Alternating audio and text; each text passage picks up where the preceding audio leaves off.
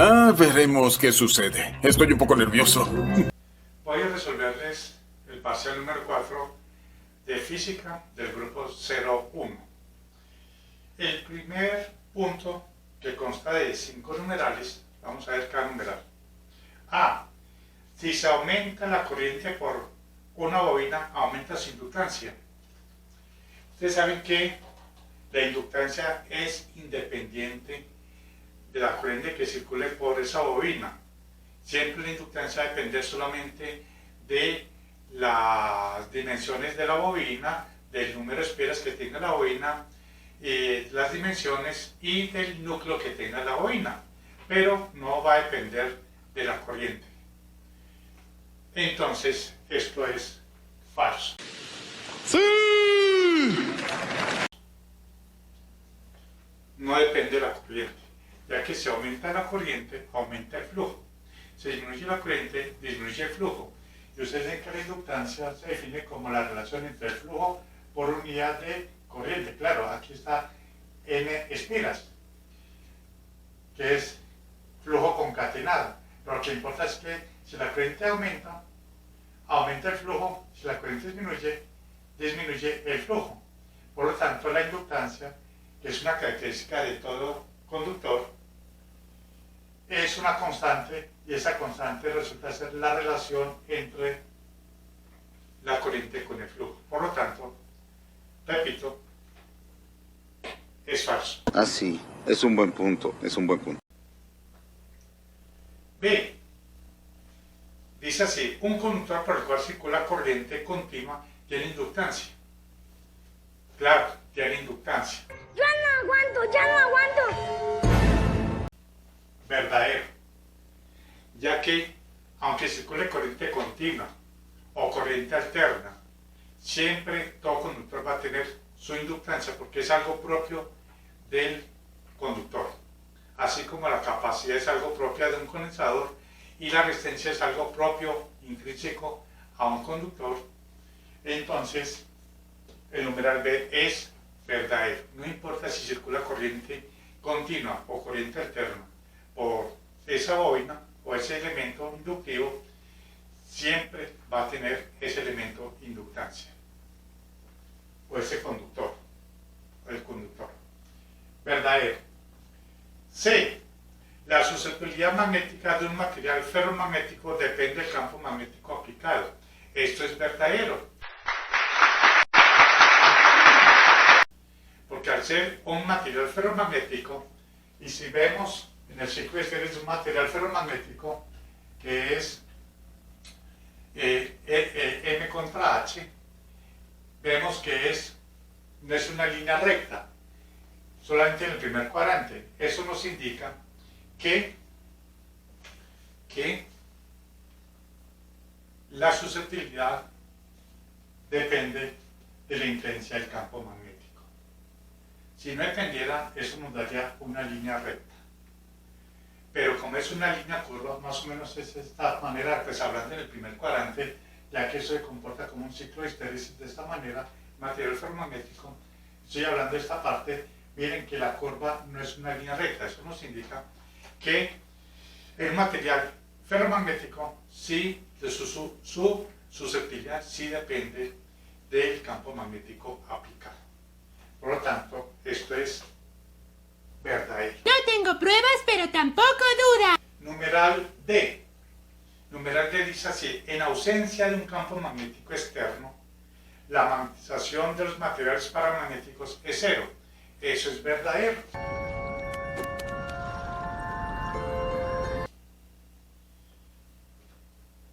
En ausencia de un campo magnético externo, de un material paramagnético, no hay campo magnético. Solamente se induce campo magnético adentro si aparece un campo magnético externo. Entonces sus dipolos atómicos empiezan a orientarse y por tanto va produciéndose una magnetización. Lógico. Entonces dice así que en la ausencia de un campo magnético externo, la magnetización en materiales magnéticos es cero. Eso es verdadero. Verdadero. E. Las ecuaciones de Maxwell, sin la corriente de desplazamiento, se les puede asociar ondas electromagnéticas. Eso es falso. Lo sospeché desde un principio. Precisamente, las ondas electromagnéticas existen porque tenemos en la naturaleza la famosa corriente de desplazamiento creada o ideada o descubierta por Maxwell. Si no tuviéramos ese término de la corriente de desplazamiento, el término ya que tenemos nabla, cruz, H, aplicando una de las ecuaciones más la ley de Ampère, J más la derivada del desplazamiento con respecto al tiempo, esto es la corriente o el término de desplazamiento eléctrico. Si eso no existiera, entonces tendríamos esto acá y esto no nos daría lugar a que se creara una onda electromagnética. Tú siempre tienes la razón, nunca lo dudé ni un segundo. Necesitamos ese término, la corriente de desplazamiento, para que se crean ondas electromagnéticas, para que se crean, mejor dicho. Por lo tanto, es falso. Primer punto entonces sería falso, verdadero, verdadero, verdadero, falso. ¡Lo logramos! ¡Lo logramos! Esa es la solución del primer punto del parcial. Vamos ahora para la solución del segundo punto del parcial.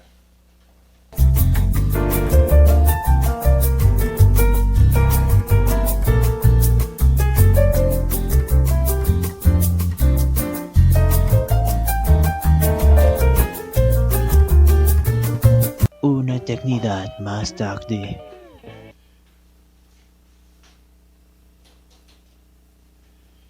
Dice así el segundo punto del parcial.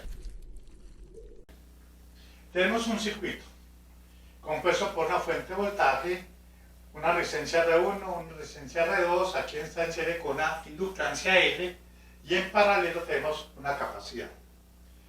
Entonces nos dicen, en t igual a 0 se cierra el interruptor S, para t igual a 0 se cierra el interruptor. Entonces nos dice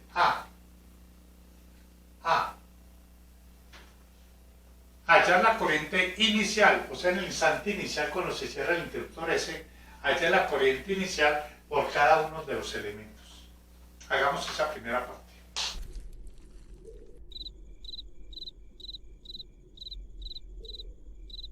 Perdón. Yo vivo por allá.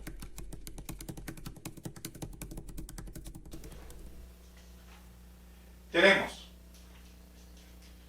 como es el instante inicial, ustedes ya saben que en los terminales de la inductancia se comporta como un circuito abierto y en los terminales de la capacidad o del condensador se comporta como un circuito cerrado.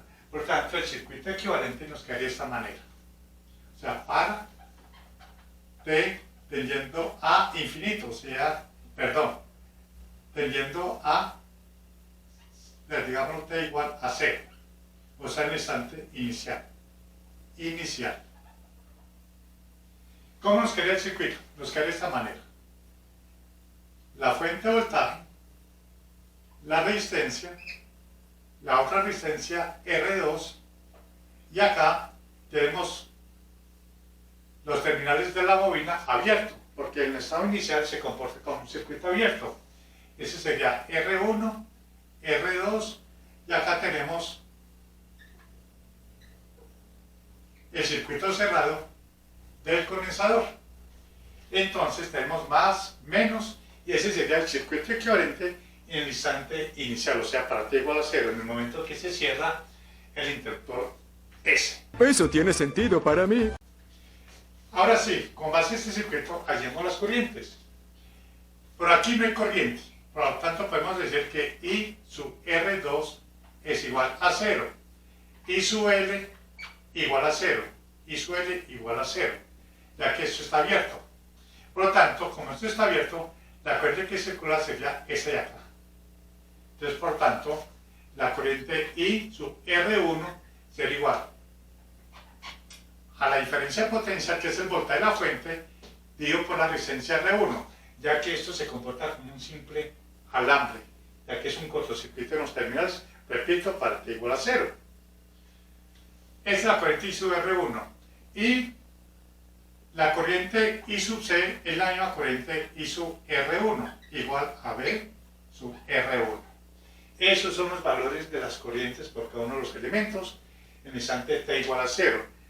Repito, si me colocan esto y no me colocan el circuito equivalente para demostrar que tiene estos valores, entonces a este punto no se le da el valor completo de la solución, porque necesitan demostrarme de dónde salieron estos valores de las corrientes de cada elemento con base al circuito equivalente que lo tienen que hacer. Otra vez con eso. Numeral D. Para t tendiendo a infinito, o sea, en el instante final. ¿Sí nos dice así? Creo que es muy obvio que sí. Vamos a ver. B, la corriente final que circula por cada elemento del circuito, o sea, digamos en t igual a infinito. En t igual a infinito volvamos a colocar el circuito equivalente para t igual a infinito. Veamos que en t igual a infinito, la bobina se me comporta como un cortocircuito y condensador como un circuito abierto, o sea, todo lo contrario. Por lo tanto, armando aquí el circuito equivalente nos quedaría R1, R2, acá tenemos el cortocircuito de la bobina y acá tenemos el circuito abierto. Ese es R1, R2, más menos. Bien, hallemos los valores. Esto está abierto, por lo tanto es como tener solamente ese circuito nada más, la corriente I. Por lo tanto, solamente nos quedaría que I sub R1 sería igual al voltaje dividido por la suma de las dos resistencias que estarían en serie, ya que aquí no hay nada, ya que esto está abierto. R1 más R2. I sub R2. I sub R2. I sub R2, como está en serie es lo mismo, sería B sobre R1 más R2. La corriente que circula por la bobina, I sub L, pues es la misma corriente que circula por acá, que es la misma corriente I, cualquiera de esas dos, o sea, sería igual a B R1 más R2. I sub C sería igual a 0, como pueden ver. Esos serían los valores de las corrientes cuando el circuito ha transcurrido un tiempo muy largo, de t infinito. O sea, en el estado final. Vamos con el numeral C. El numeral C nos tiene allá la carga final del condensador. La carga final del condensador, o sea acá, B sub C. Perdón, llamémoslo aquí, es Q, la carga final del condensador. Sabemos que la carga es igual a C, la capacidad, por el voltaje. ¿Pero cuál voltaje? El voltaje entre las placas del condensador, que viene a ser este de acá. O sea, vemos este B1, B2. O lo que es lo mismo, es la diferencia potencial B sub R2. Entonces sería B sub R2.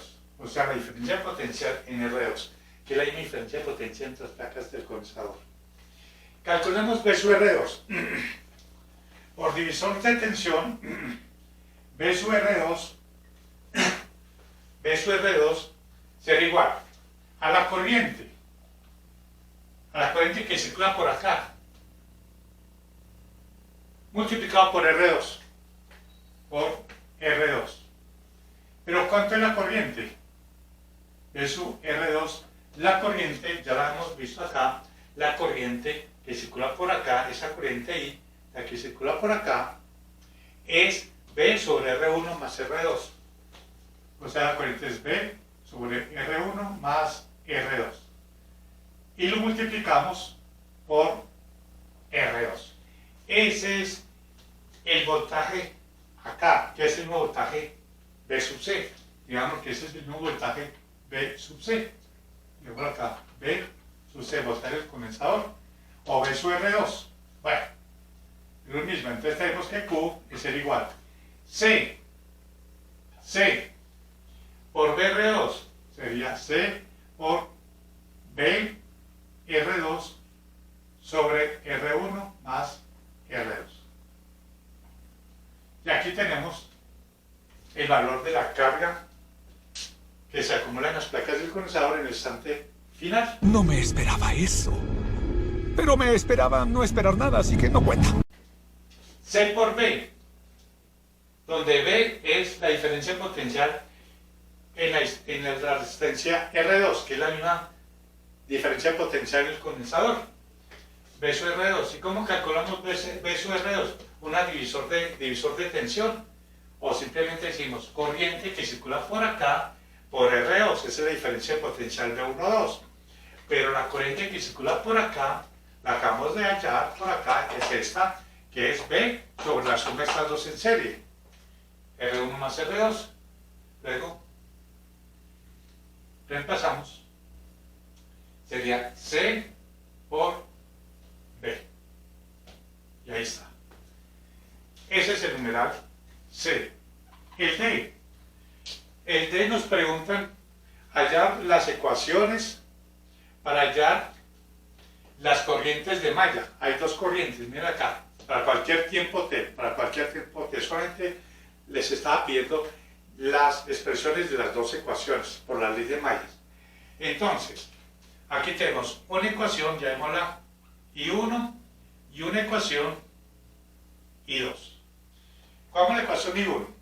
La primera malla sería, acá encontramos una elevación, sería P, aquí encontramos una caída, que sería menos I sub 1 por R1, aquí encontramos una caída, pero aquí la corriente es I1 menos I2, menos I1 menos I2 multiplicado por R2. Y aquí encontramos una cadena de inductancia, que ustedes saben que es igual a menos L de I1 menos I2 con respecto al tiempo, y eso es igual a 0. Y ahí quedó ya la ecuación para la primera malla. Alguien me colocó esa expresión acá en términos de B con E a la menos. Eso no es así. Es de esta manera la ecuación para la ley de mallas. Otra cosa, otros les colocaron L de I, de T, de I1 menos I2, de esta manera. Eso está mal. ¿What? ¿Qué? ¿Qué dijo? ¿Qué cosa? ¿Qué cómo? ¿Qué? Tienen que colocar ese paréntesis indicando que es la deriva con respecto al tiempo de la resta de esas dos corrientes de malla. Sin el paréntesis, esa expresión está mal escrita.